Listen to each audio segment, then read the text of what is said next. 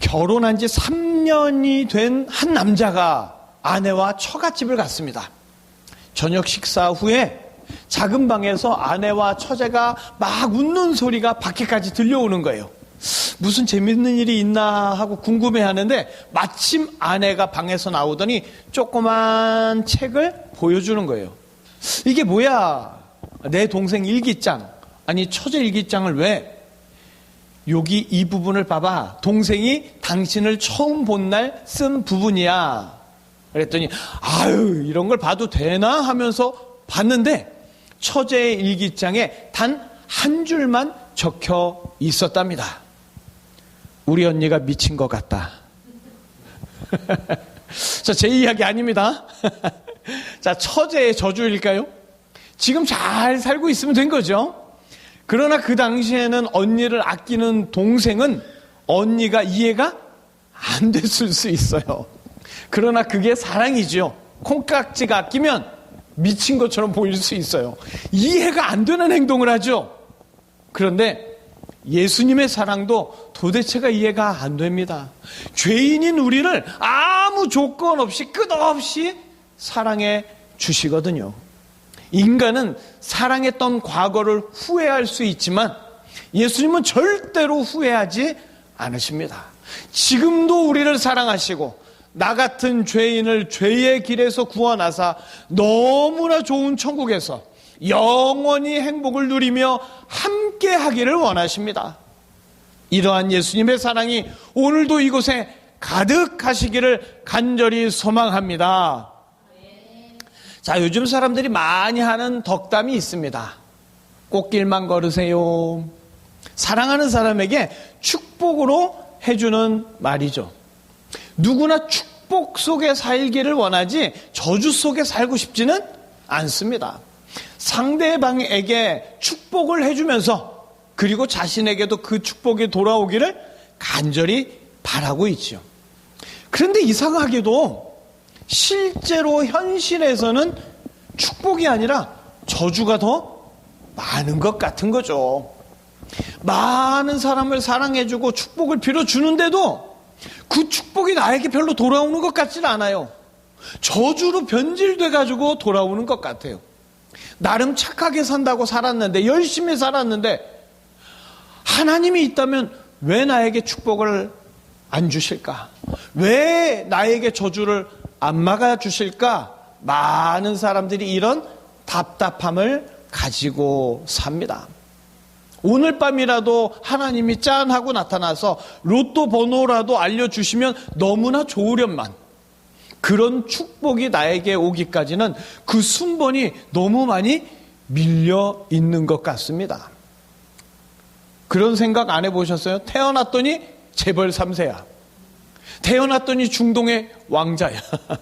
이러면 얼마나 좋겠습니까? 그런데 하필이면 정치도 어지럽고 경제도 휘청거리고 사회적 문제도 많은, 왜 이런 나라에서 내가 태어났을까? 왜 이런 지역에서, 왜 이런 환경에서 살아야 할까?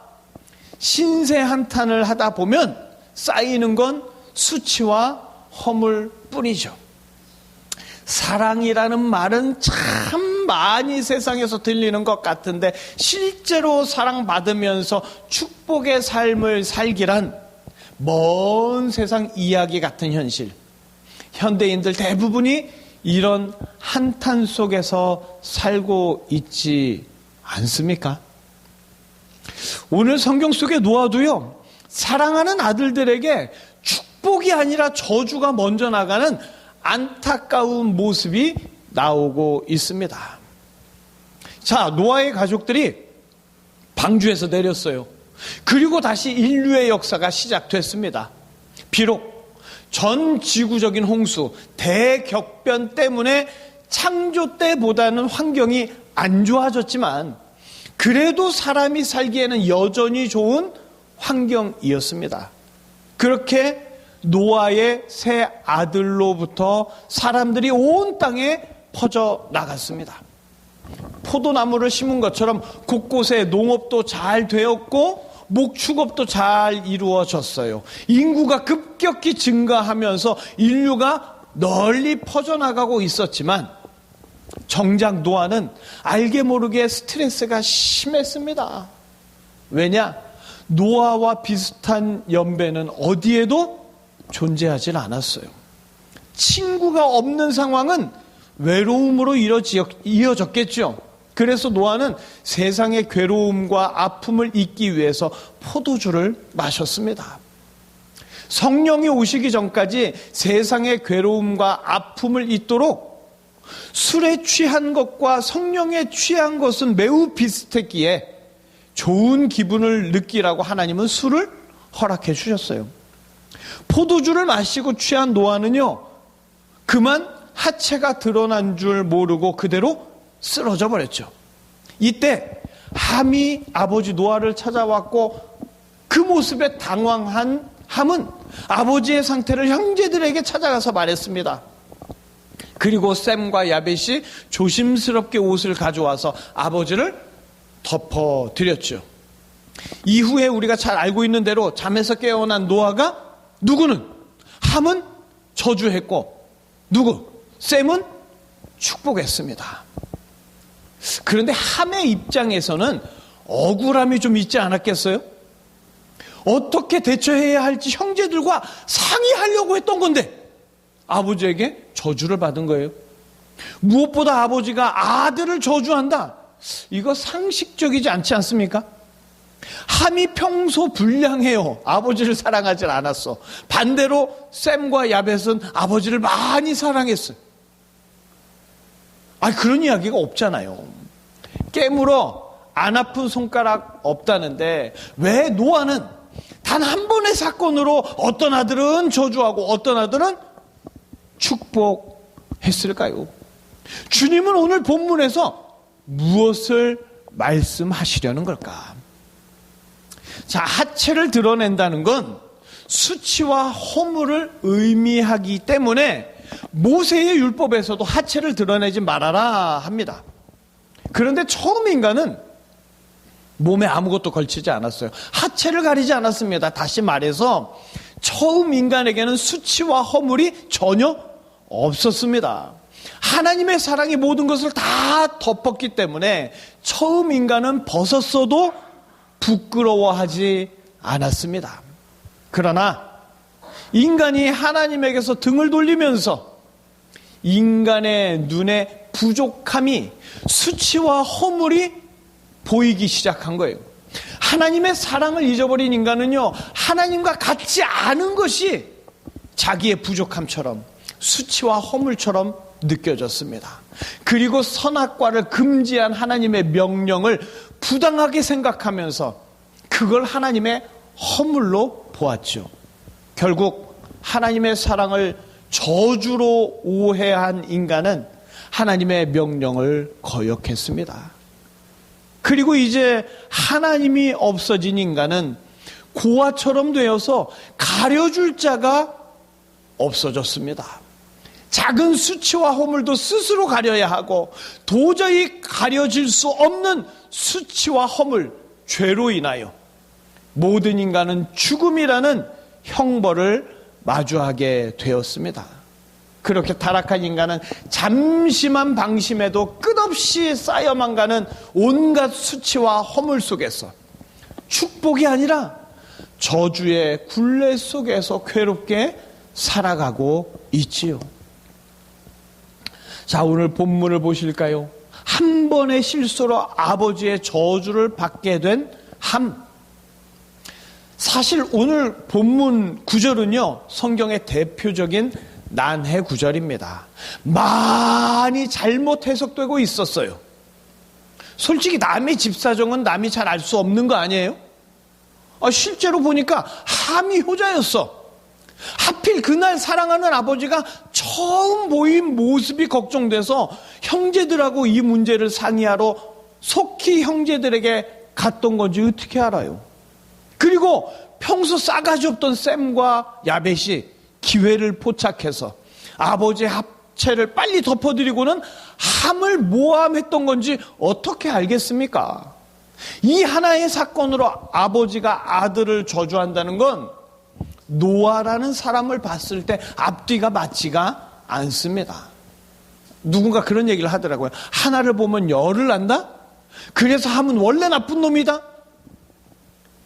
아버지를 사랑하지 않고 싹수 없는 나쁜 놈들은 애초에 방주에 타지를 않았어요. 오늘 노아의 축복과 저주는요, 윤리적인 의미가 아닙니다. 노아가 함을 저주한 건 뭐냐? 함의 후손들이 아무리 강성해져도 메시아는 함의 후손으로는 오시지 않는다는 의미입니다. 셈을 축복한 건 셈의 후손들이 아무리 질이 멸렬한다 하더라도 셈의 후손을 통하여 메시아가 오신다는 의미입니다. 예수님을 빼고 윤리로 성경을 해석하면요, 흑인 노예가 합당하다느니 엉뚱한 이야기만 나오고 진리는 완전히 사라져버리고 맙니다. 오늘 성경의 사건은 술에 취한 노아가 마구 저주와 축복을 남발했던 것이 아니라 모든 수치와 허물을 다 덮어주실 메시아가 어디를 통하여 어떻게 오시느냐, 메시아를 알려주는 이정표 같은 예표적 사건인 줄 믿습니다. 예수님은요, 죄인들의 수치와 허물을 다 가려주시는 분입니다. 죄인의 수치와 허물을 전부 덮어주기 위해서 모든 수치와 허물을 대신 다 뒤집어 쓰고 자기 하체를 다 드러내는 참혹한 수치를 예수님은 홀로 당하셨습니다. 사람에게도 하나님에게도 버림받아야 하는 온갖 허물을 홀로 다 뒤집어 쓰셨죠. 그 예수님이 어디로 어떻게 오시느냐, 그게 가장 중요합니다. 오늘 본문은 함의 저주가 중점이 아닙니다. 메시아가 누구를 어디를 통해서 오시느냐, 메시아가 이 땅에 오시는 것, 메시아가 죄인들에게 오시는 것, 이것이 이 땅의 인간들에게 가장 큰 축복이 아니겠습니까? 예수님은 모든 수치와 허물을 다 덮어주시는 분이에요. 예수님이 못 덮을 수치와 허물은 없습니다. 인간은요, 덮고 넘어가지 못할 일이 있어요. 절대 잊지 못할 일이 있습니다. 인간은 유한하기 때문에 인간의 사랑에도 한계가 있습니다. 아무리 지극한 사랑이라도 죽음이 깔라놓으면 그걸로 끝납니다. 그러나 예수님은 그 사랑에 한계가 없습니다.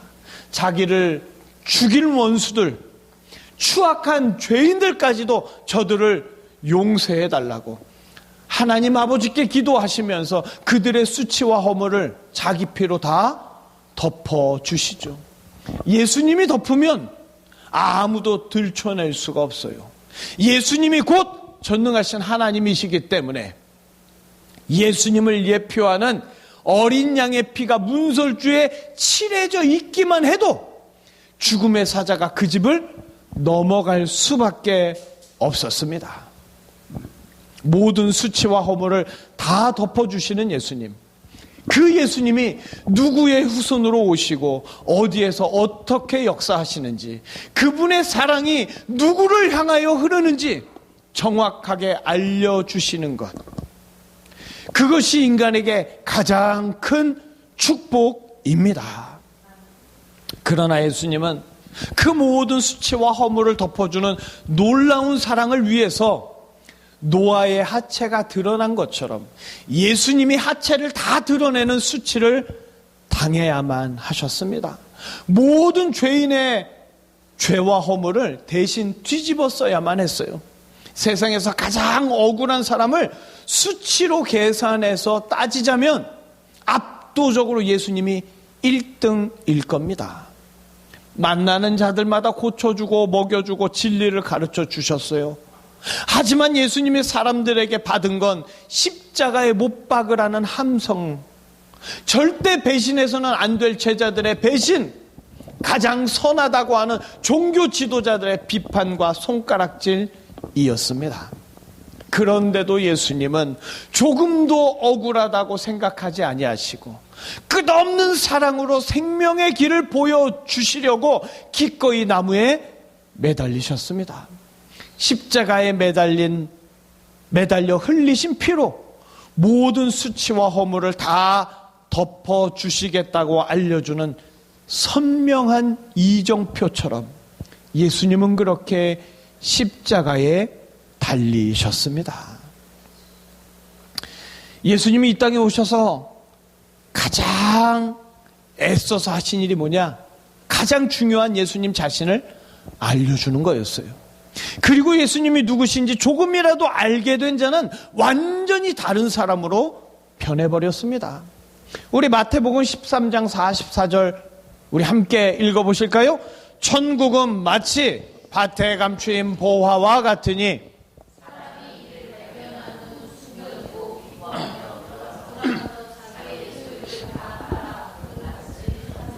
아멘. 예수님은 천국은 마치 밭에 감추인 보화와 같다고, 그걸 발견한 사람이 어떻게 변하는지 비유로 말씀해 주십니다. 남의 밭을 빌리는 자가 밭의 보화를 발견하면 자기 소유를 다 팔아서라도 그 밭을 사야죠. 그게 남는 장사예요. 그게 현명한 일입니다. 그게 축복이에요. 그러나 보화를 보고도 그냥 지나친다면 미련한 자로 계속 소장농으로 남아 있어야지요. 죽음에 저당 잡힌 세상의 소장농이 인생의 보화, 예수님을 발견했다면 앞뒤 볼 것 없이 예수님을 붙잡아야 합니다. 생명의 길을 알려주는 이정표를 발견했다면 그때부터는 가속 페달을 밟아야죠. 예수님은 죄인을 위해서 노아처럼 하체를 다 드러내셨습니다. 십자가에서 포도주를 드시고 하체가 다 드러난 채 죽으셨어요. 바로 죄인을 위한 사랑을 이루시기 위해서 그렇게 하셨습니다. 예수님이 오시면 인간의 벌거벗은 죄악, 해결할 수 없는 허물, 씻을 수 없는 사악한 수치를 예수님은 의의 옷으로 다 가려주십니다. 그리고 예수님은 셈의 계열로 오신다고, 유다 땅에 오신다고, 인간으로 오신다고, 죄인들을 위해 오신다고, 사랑하는 자를 위해 오신다고. 그러니 그 예수님을 정확히 알고 믿으라고 지금도 선명하게 알려주고 계시는 줄 믿습니다. 사랑한다면 말이죠. 정확하게 알려주어야 합니다. 선명하게 보여주어야 합니다. 주님은 사랑하는 자들에게 노아와 아들들을 통하여 축복과 저주가 무엇인지 정확하게 보여주고 계십니다. 무엇이 축복이고 무엇이 저주인지 분명히 알려주십니다. 생명의 이정표를 볼 수 있는 자가 축복받은 자고, 생명의 이정표는 전혀 보지 못하고 윤리만 따지는 자가 저주받은 자입니다. 누구나 사랑하는 자에게는 축복을 주고 싶죠. 예수님도 사랑하는 자가 죽음의 저주에서 벗어나서 천국의 축복을 누리기를 원하십니다. 그래서 예수님은 죽음이 찾아오는 모든 수치와 허물을 다 덮어줄 수 있는 보혈이 바로 여기 있다고 십자가에 높이 매달려서 보여주시고 알려주십니다. 예수님이 가장 원하시는 게 구원자이신 예수님 자신을 알려주는 겁니다. 베드로 4장 8절을 우리 함께 읽어보겠습니다. 무엇보다도 사랑은 허다한 죄를 덮느니라. 아멘.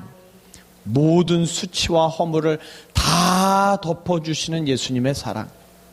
이 사랑의 방향이 셈, 함, 야벳의 족보를 통하여 생명의 이정표처럼 선명하게 나타나 있는 줄 믿습니다. 선악과를 못 먹게 한다고 하나님의 허물을 억지로 찾아내고 하나님의 사랑을 쓰레기처럼 버리더니 기어코 인간들은 하나님을 거역했습니다. 그리고 인간에게 남은 건 수치와 허물, 죄뿐이죠. 그리고 그 죄로 말미암아 인간은 죽을 수밖에 없는 가련한 존재가 되었습니다. 그러나 사랑의 하나님 아버지는 가련한 인간들을 불쌍히 여기사 모든 것을 덮어주는 독생자로 보내주셨습니다. 인간의 수치와 허물을 완전히 해결하기 위해 인간의 수치와 허물은 독생자 예수님이 다 뒤집어쓰고 예수님의 흘린 피로 인간의 죄는 다 덮어주시는 사랑의 극약 처방을 내리셨습니다. 그렇게 사랑하는 아들을 나무에 십자가에 매달아서 저주받은 인간들에게 생명의 길을 가르쳐 주셨습니다. 그리고 생명의 이정표를 본 자마다, 예수님을 바라보는 자마다 죽음의 저주에서 벗어나 영생의 축복을 누리게 해주셨습니다. 하나님 아버지는 지금도 여전히 성경을 통하여, 말씀을 통하여, 삶의 여러 가지를 통하여 생명의 이정표를 우리에게 보여주고 계시는 줄 믿습니다. 노아는요, 가나안은 저주를 받아 하고 저주를 말했죠. 가나안 땅이 저주를 받은 게 아니라 함이 저주를 받았어요. 가나안 땅이 저주받아서 건조한 지역이 된 게 아닙니다. 하나님은 이스라엘 백성들에게 젖과 꿀이 흐르는 땅을 가나안 땅을 뭐라고 말씀하셨어요? 젖과 꿀이 흐르는 땅이라고 말씀하셨어요. 저주의 실체는 함에게 내려진 것인데 그 실체가 무엇이냐? 함의 자손으로는 메시아가 안 오신다는 뜻이에요. 함의 자손들이 강성해지지만 예수님은 그 강성한 민족으로 오시지 않는다는 거예요. 셈을 축복한 이유, 셈의 자손으로 메시아가 오시기 때문입니다. 죽을 수밖에 없는 인간에게 메시아 구원자가 오시는 것보다 더 큰 축복이 어디에 있겠습니까? 오늘 본문은 노아 후손들에 대한 족보 이야기의 서론입니다. 성경의 족보는 메시아가, 구원자가 어떤 통로를 통하여 오시는지에 대한 생명의 이정표입니다. 성경을 보면 족보가 엄청 많이 나오죠. 매우 중요한 거예요. 낳고 왜? 그 낳고 인간으로 예수님이 오신다는 거거든요. 구약의 약속대로 정해진 때, 정해진 장소에, 정해진 혈통으로 예수님이 오신다는 거거든요. 이 땅에 사람으로 오신 하늘 보좌의 하나님, 그분이 끝없는 사랑으로 죄인들의 수치와 허물을 다 덮어주셔서 죽음의 권세로부터 자유롭게 노임받아 천국을 소유하는 축복을 안내해주는 이정표입니다. 노아와 아들들은 축복과 저주를 서로 말하고 들을 때 우리 아버지가 미쳤나? 이렇게 생각한 게 아니라 성령에 이끌려서 말하고 들으면서 앞으로 메시아가 이렇게 오시겠구나, 메시아에 대한 것들을 어느 정도 알게 되었습니다. 인간이 생각하는 저주와 축복이 아니에요. 부자 간의 갈등이 아닙니다.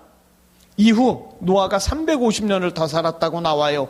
그렇게 350년을 더 살면서 어떻게 살았을까요?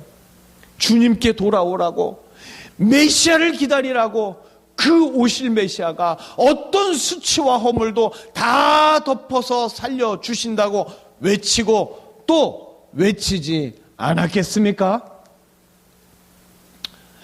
주변을 보면 탄식 속에 사는 사람들이 하나둘이 아니에요. 자기 인생은 저주받았다고 세상을 원망하고 부모와 자기 자신까지 원망하는 자들이 너무나 많이 있습니다. 그런데 뭐가 저주이고 뭐가 축복일까요? 누구든지 예수님을 믿고 그분의 사랑 안에 거하면 생명의 이정표를 보면서 저주의 인생이 아니라 축복의 인생을 살 수 있게 됩니다. 축복이 뭔지를 알아야 축복을 받아도 축복인 줄 알고 기뻐할 거 아니에요. 축복과 저주를 모르면 마귀가 시키는 대로 모든 것을 저주로만 봅니다. 이것이 사랑받은 자와 사랑받지 못한 자의 차이예요. 누구는 축복받고 누구는 저주받고 뭐 세상이 왜 이래 막 이러는 자는 이미 저주 속에 있는 자예요. 예수님이 대한민국의 부흥을 허락하셨습니다. 아멘. 이 땅에 예수님의 복음이 밝히 드러나 선포되고 있습니다. 부흥의 자격과 조건이 아무 필요 없이 예수님이 이 땅에 임재하셔서 예수님이 부흥을 일으키시고 있습니다. 할렐루야. 성경은요, 노아와 아들들을 통해서 또 여러 족보를 통해서 사랑하는 자에게 선명한 이정표를 보여주고 있어요. 그 이정표를 보는 자가 모두 축복의 사람들인 줄 믿습니다. 예수님이 사랑하는 성도는 축복으로 가득합니다. 꽃길만 걷자 하는 말은요, 원조가 예수님이에요. 예수님이 성도에게 사랑으로 해주시는 말씀이에요. 사랑하는 자를 향하여 꽃길만 걷자는 비슷한 표현이 시편에도 아가서에도 성경 곳곳에 수없이 나타나 있습니다. 그런데 실제 꽃길을 보려면 가다 보면 가시도 있고요, 진흙구덩이도 있고요, 거친 돌들도 발밑에 깔려 있습니다. 그런 곳을 지나고 나면 드디어 펼쳐지는 장관에 입을 다물지 못하게 되지요. 덥고 힘들고 지치고 그런 것 같아도 아름답게 꽃들이 쫙 펼쳐진 그 멋진 모습을 보기 위해 고생도 마다하지 않고 섬에도 가고 산에도 가고 먼 곳을 여행 가지 않습니까? 성도의 인생도 그래요.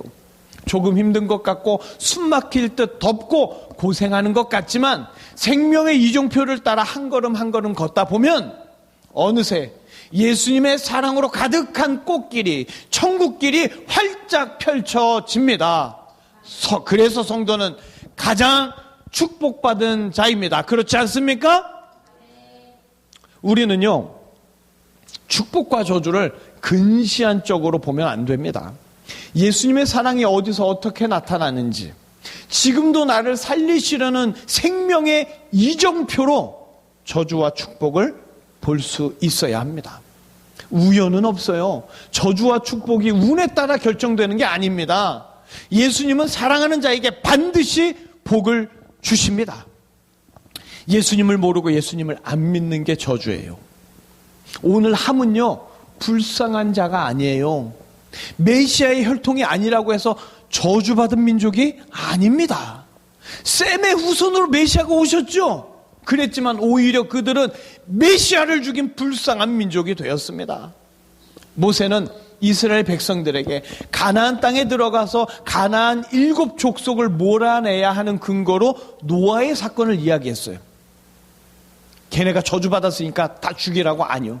마찬가지로 메시아가 예수님이 가나안 땅에 오셔야 하니까 함의 후손 가나안족을 셈의 후손들이 몰아내서 장차 예수님이 오실 땅을 이스라엘이 차지하는 생명의 이정표로 보아야 합니다. 함은 가나안 말고도 다른 많은 족속의 조상이었어요. 그렇지만 모세가 주목했던 건 오직 예수님이 오시는 땅입니다. 그게 선지자의 역할이었거든요. 메시아 예수 그리스도는 셈의 계열에서 오십니다. 그리고 셈의 후손에게서 메시아가 오시면 가나안은 그 메시아로부터 말씀을 듣습니다. 오늘 본문은 노예의 근거가 아니에요. 함도 야벳도 셈의 장막에 거한다고 나와 있지요. 그건 장차 오실 메시아의 말씀을 모두가 다 듣게 된다는 뜻입니다. 인간의 시각으로 축복과 저주를 보면 안 돼요. 예수님의 관점으로 축복과 저주를 분명하게 볼 수 있어야 합니다. 분명하게 이정표가 있는데 그 이정표를 엉뚱하게 보고 이상하게 해석한다면 생명의 길로부터 점점 멀어질 뿐이죠. 자, 어린아이들은 뭐가 좋은지를 잘 몰라요. 요즘 뜨고 있는 하이닉스 주식 100만 주를 최신 장난감하고 바꾸자 하면은 어린아이는 어떻게 해요? 주식을 증명하는 종이 쪼가리보다 장난감이 더 눈에 들어와서 당장이라도 바꾸겠죠. 왜요? 주식의 가치, 돈의 가치를 모르니까 그래요. 그리고 우리는요, 어린아이보다 더 미련해서 영원한 생명의 가치를 모르고 그걸 돈 몇 푼에 바꿔버리려고 합니다. 주님 보실 때 얼마나 어이없는 일일까요? 그래서 예수님은 이정표를 세워두시고 분명하게 알려주십니다. 가장 중요한 것, 영원한 생명의 길을 끊임없이 알려주십니다. 메시아가 너를 구원할 자가 반드시 온다. 어디로, 어떻게, 왜, 그리고 지금도 얼마나 놀라운 사랑으로 역사하고 계시는지 이 말씀을 통하여 분명하게 알려주시고 또한 보여주고 계십니다. 생명의 이정표대로 예수님의 사랑을 따라서 진짜 축복의 길, 영원한 축복의 길, 꽃길만 걷는 인생을 살아가시기를 소망합니다. 생명의 이정표는 정확히 알려주고 있어요. 셈의 계열로 오시는 예수님, 그분의 말씀을 들으라고. 매주 선포되는 설교의 말씀은요, 부족한 자를 통해 선포되지만 부족한 설교자는 말 그대로 통로일 뿐, 전능하신 예수님은 사랑하는 자들에게 생명의 길, 천국의 길을 정확하게 알려주고 계십니다. 그래서 예수님은 이 부족한 자의 말씀을 저장하게 하시고 듣고 또 들으면서 깊이 깨닫고 기억하기를 원하십니다. 이정표를 못 보고 지나갔어요. 그러면 고개를 돌려서 정확하게 다시 보아야죠. 내비게이션 음성을 다른 소음 때문에 못 들었으면 똑바로 다시 들어야죠.